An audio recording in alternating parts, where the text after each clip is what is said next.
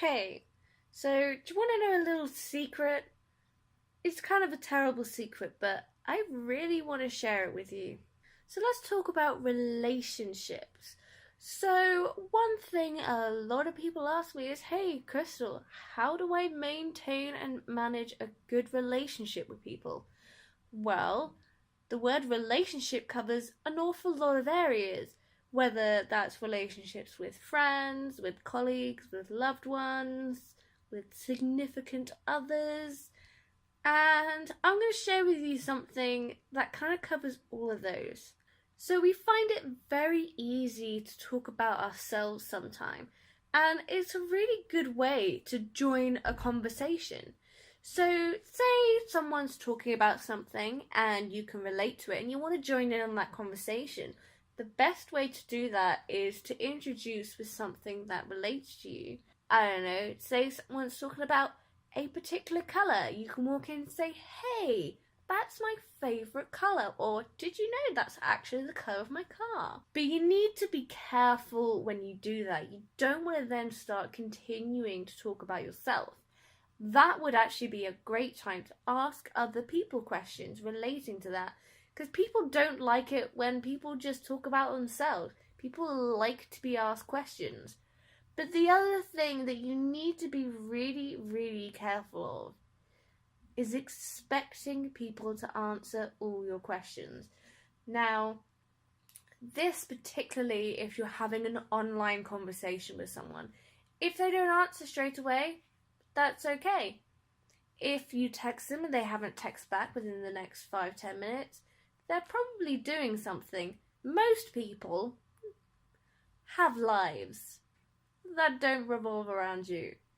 And if you're constantly asking people questions, being like, why aren't you answering me?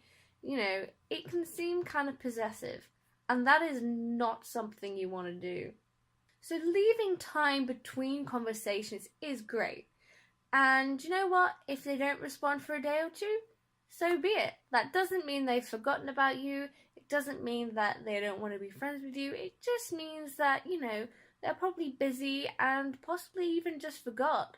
How many times have you picked up your phone, started messaging someone, and then thought, oh, I need to take food out of the microwave, and then forgotten about it?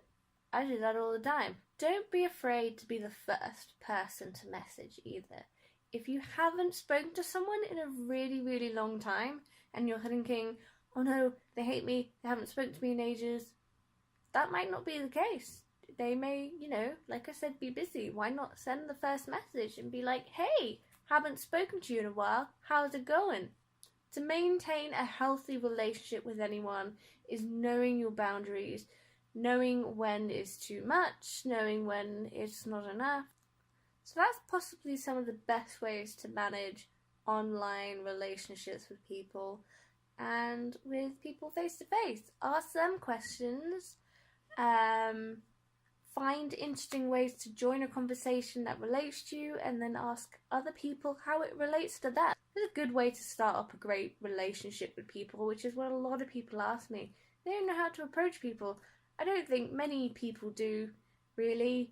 Some people might think it's appropriate to walk in a room pretending to be a chicken. As always, please leave the comments down below if you have any questions. Give this video a thumbs up if you like it. Don't forget to subscribe if you haven't already, and press the notifications button because YouTube doesn't always like to show everyone's videos. Okay, bye.